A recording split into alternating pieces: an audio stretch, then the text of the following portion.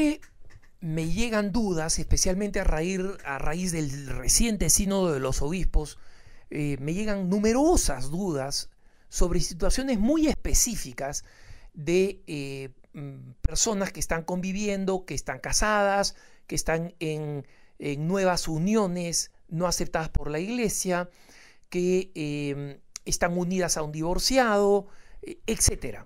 Es decir, situaciones bastante complejas. Obviamente, no me corresponde a mí, lo he dicho en otras ocasiones y vuelvo a insistir en ello, yo no puedo responder a casos particulares, eso solamente lo puede hacer un hombre sabio, de preferencia un sacerdote sabio, que pueda entender la situación específica y que además actúe de acuerdo a la enseñanza de la iglesia.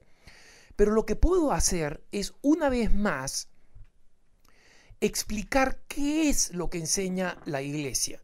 Y utilizo aquí uno de los numerosos casos que me consultan. Una mujer que está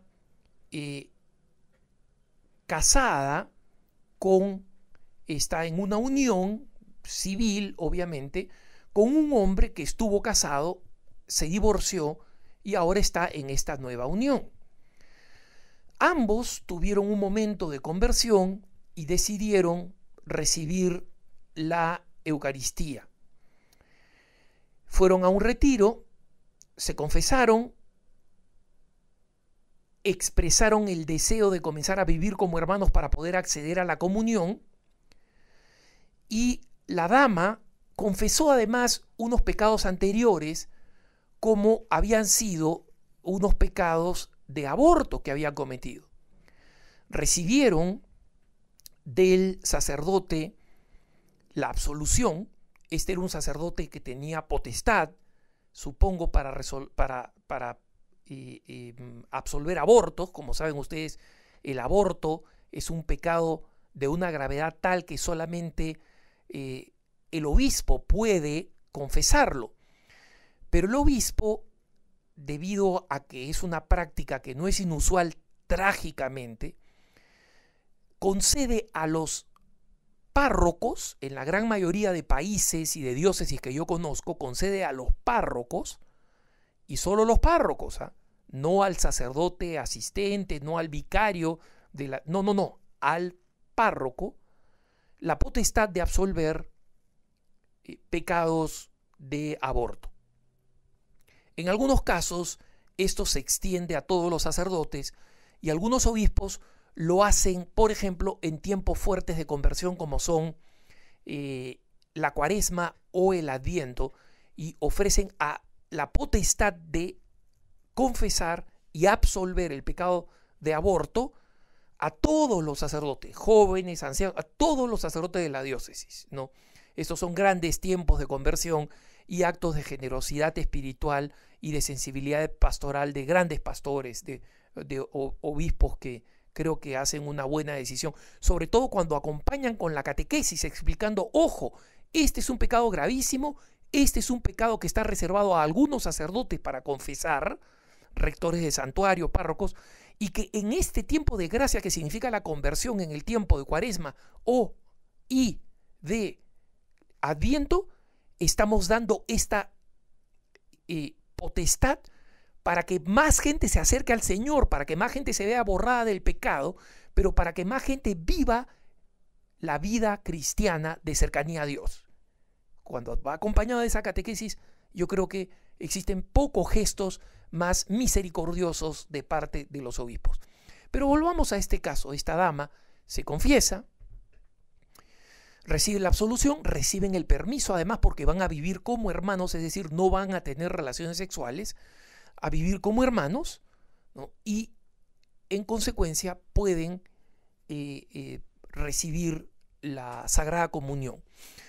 Normalmente la Santa Madre Iglesia recomienda que aquellas personas que están en una unión no bendecida por la Iglesia, porque una de las personas o ambas han estado previamente casadas y no han hecho una nulidad matrimonial, no han pasado por una nulidad matrimonial, Obviamente estas personas requieren como condición vivir como hermanos, es decir, no vivir en fornicación.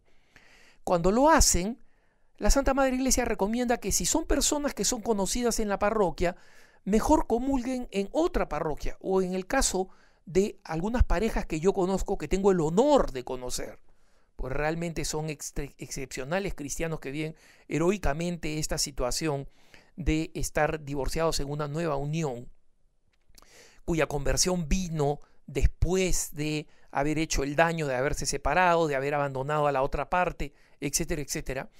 Muchas veces esperan un momento discreto, saben, el párroco sabe de su situación y reciben la comunión en la sacristía en situación discreta, digamos, confidencialmente, para que nadie que los conoce y saben que son divorciados en nueva unión digan, oye, ¿cómo están recibiendo estos los sacramentos?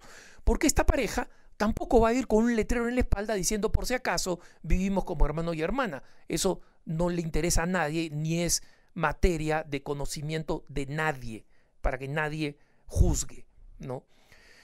Pero yendo al caso de esta hermana que dice que en un determinado momento cayeron, es decir, tuvieron relaciones sexuales, ella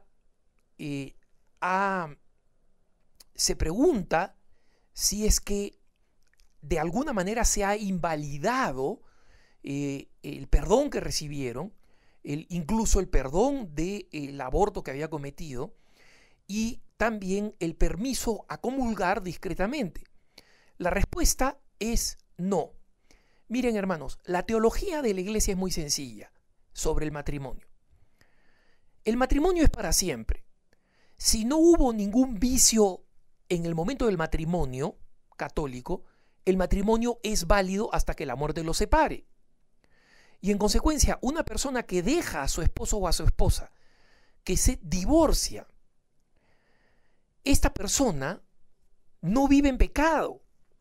Pero si esta persona se une en un nuevo matrimonio, en una nueva relación, llamémosle así, porque no es un nuevo matrimonio católico, esta persona entra en una situación de pecado. Tanto la persona que se divorció y entró en una nueva unión, como la persona que se une a ella, aunque esa otra persona no haya estado divorciada. Hay alguna persona que me dice, no, yo sí voy a comunión porque mi esposo es el que se divorció y se ha vuelto a casar, pero yo no estuve divorciada antes. Bueno, pero te has unido a tener relaciones sexuales con un hombre que es una sola carne con otra mujer que es con la que se casó. Y tú estás cometiendo adulterio, aunque tú seas la persona que no estaba divorciada. Es decir, toda persona que tiene relaciones sexuales fuera del matrimonio, y en este caso un divorciado en una nueva unión no está casado con esta nueva persona, las dos personas están cometiendo pecado. Y ambas personas no pueden acceder a la Santa Comunión. ¿Y cómo se hace para que estas personas accedan a la nueva a la Santa Comunión? ¿Cómo se hace para que accedan? Muy sencillo. Tienen que dejar de cometer adulterio, tienen que dejar de fornicar, tienen que dejar de tener relaciones sexuales. En ese momento califican para la recepción de los sacramentos, la confesión y la comunión. Si estas personas en algún momento,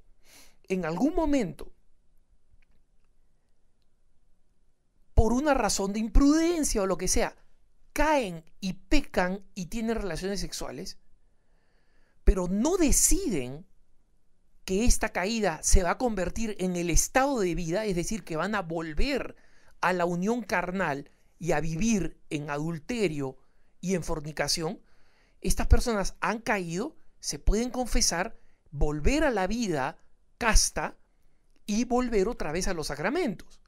Entonces, una caída de cualquier persona es como cualquier pecado. Yo también puedo caer en pecado. Me enojé con alguien y pequé de mente, pequé de corazón,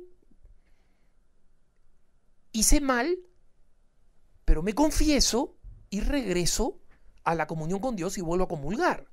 Entonces, esta es la base de la doctrina. Y esto requiere, por supuesto, como varios lo han señalado, un cierto heroísmo cristiano. Pero ese heroísmo cristiano no es imposible, como dice el cardenal Casper, diciendo que le repartamos la comunión a los divorciados vueltos a casar. Es un heroísmo que requiere un crecimiento, como requiere el crecimiento en la fidelidad cristiana toda la vida. Pero el hecho de que existan tantas parejas que son capaces de vivir en este estado de gracia, muchas más de las que nos imaginamos, y son muchas más porque ninguna de ellas lleva un letrero diciendo yo soy un divorciado de nueva unión que vive en castidad, son testimonio de que esta situación de heroísmo sigue siendo el modelo por el cual la iglesia se rige. Que tengas un buen día.